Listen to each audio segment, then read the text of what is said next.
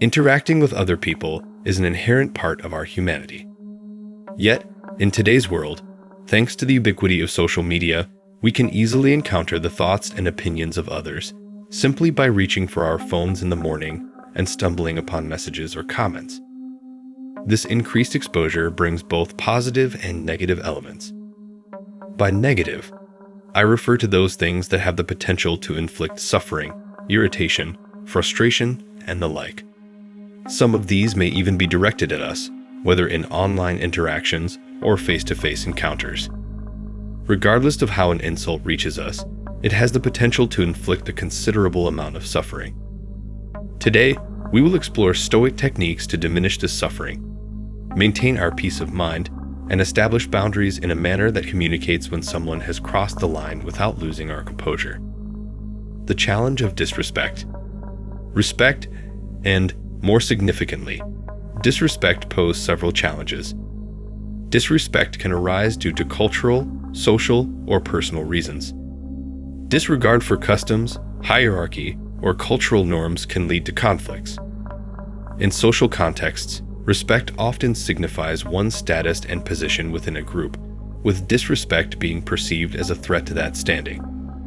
Moreover, an individual's self-worth and self-esteem are often influenced by how they are perceived and treated, making disrespect detrimental to one's self-view.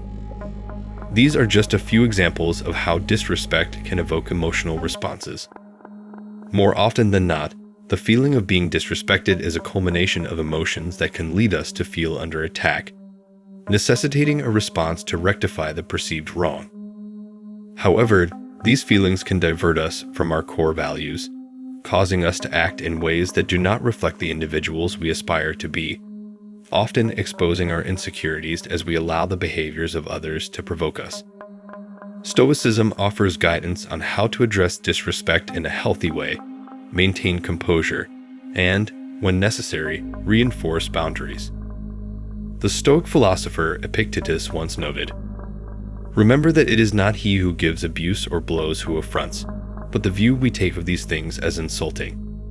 When therefore anyone provokes you, be assured that it is your own opinion which provokes you." Epictetus, the Enchiridion. Exercising control. While we cannot control the actions of others, we have authority over our responses. A fundamental tenet of Stoic philosophy is the recognition that certain aspects of life lie within our control, while others do not. This distinction may sound straightforward, yet misjudgments regarding what fall within our control often lead to suffering. Suffering arises when we invest our efforts in things that, regardless of our resolve or intensity of emotion, remain unaltered. This can result in feelings of helplessness, ineffectiveness, bitterness, and resentment. Suffering also emerges when we fail to acknowledge our responsibility for our thoughts, beliefs, and actions. This can lead to a tendency to blame the world or those around us for our behavior, without recognizing that we are the arbiters of our thoughts and actions. Some things are in our control and others not. Things in our control are opinion, pursuit, desire, aversion, and, in a word, whatever are our own actions. Things not in our control are body, property, reputation, command, and, in one word, whatever are not our own actions. Epictetus, the Enchiridion. How does this relate to handling disrespect? The concept of control serves as a vital aspect of Stoic philosophy. It delineates a clear boundary between the aspects we can influence and those beyond our grasp. The crux of this idea lies in recognizing that within our inner citadel, our mind, we have command over our thoughts, feelings, and actions. This internal domain is where we decide how to react to hurtful words.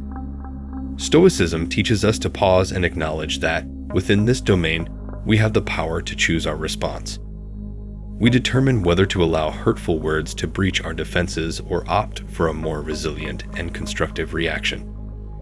Beyond our inner citadel lies the external world, a vast, unpredictable realm populated by countless other individuals, each occupying their own fortress, representing their thoughts and emotions. Here, numerous opinions, actions, and words flow among these fortresses. Amid these interactions, instances of disrespect may occur. However, the crucial point to grasp is that these external events, however vehement, remain outside the walls of our inner citadel. They are external occurrences. While they may rattle our gates or pound against our walls, they lack the authority to dictate our thoughts and actions unless we willingly admit them. Why is this important? Understanding the nature of disrespect through the lens of control enables us to reframe it from a personal affront to an external incident or merely another person expressing an opinion that we can choose to disregard. In turn, we can focus on our response rather than the actions of others. This deliberateness empowers us to move forward without succumbing to impulsive reactions, which we may later regret. Embracing virtue. Ultimately, all we can do is act in accordance with what we perceive as virtuous. At its core, an insult is essentially someone's perception, colored by their beliefs, biases, and experiences. To the Stoic philosophers, an insult might be analogous to someone asserting that the sky is green. A viewpoint, yes, but not necessarily a faithful reflection of reality. One of Stoicism's 4 cardinal virtues is wisdom, our capacity to exercise sound judgment and differentiate between good, bad, and indifferent things. Wisdom involves the pursuit of knowledge, making informed decisions, and achieving a deep understanding of the nature of the world. A very little thing is needed to make us happy. Marcus Aurelius. In the context of handling disrespect, the virtue of wisdom helps us recognize that the things people say and think are often projections of their beliefs, values, and experiences. Not everything they express is necessarily accurate. When we comprehend this, we can extend this principle to include things people say about us. When confronted with an insult, we can scrutinize it and determine whether it holds any truth, whether it is a matter worthy of self-reflection, or whether it is a distortion, simply reflecting the person's own perspective. This filtering mechanism shields us from responding with anger and enables our emotional reaction to guide our behavior. Do not be concerned with other people's impressions of you. Be concerned with your impression of the world. Epictetus. In some instances, we may even express gratitude. If someone highlights an aspect of our behavior that needs improvement through an insult or comment, they provide us with an opportunity for self-reflection that we might not have otherwise recognized. Men are disturbed not by things, but by the view which they take of them. Epictetus. Establishing boundaries.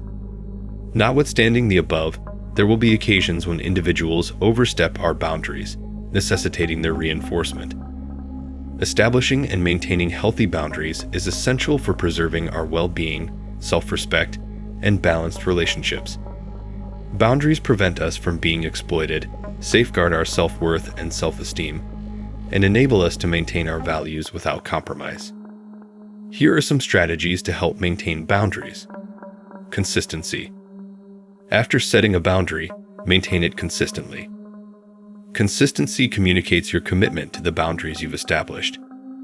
Practice saying no. Cultivate the ability to comfortably say no to requests or situations that encroach upon your boundaries. Remember that no is a complete sentence and may not always require an explanation. Regular evaluation. As you grow and evolve, your boundaries may need adjustments. Regularly reassess them to ensure they align with your current needs and values.